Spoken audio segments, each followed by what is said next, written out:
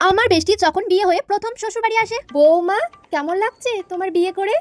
একেবারে ভালো না আন্টি। আমার শ্বশুর বাড়ির লোক একেবারে কঞ্জুস।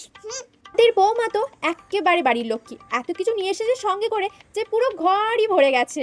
দিতে তো হতোই আন্টি। আমার শ্বশুর বাড়ির লোক আমার মা বাবার হাতে পায়ে ধরে এত জিনিস চেয়েছে। আমার মা বাবা তো ভালো মানুষ, না দিয়ে আর থাকতে পারেনি। আজ থেকে তোমার শাশুড়ি মাকে তুমি তোমার নিজের মা মনে করবে। পারবো না আন্টি। আমার মা না এই শাশুড়ি মায়ের মতন এত কঞ্জুস না, শয়তানও না। ভালো থেকো মা, খুব ভালো থেকো।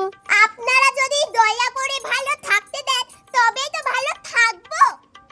বাহ, কি ভালো মেয়ে, বাড়ির সব কাজ একা হাতে করছে। করতে তো হবেই আন্টি। এরা তো বাড়িতে বউ আনেনি, কাজের লোক এনেছে, কাজের লোক।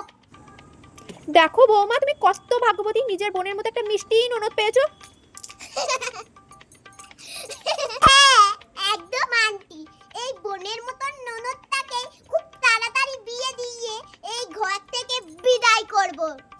বিয়ের পর থেকে এসে এই ভালো বোনের মতন ননদ আর মায়ের মতন শাশুড়ি মা দুজন মিলে রক্ত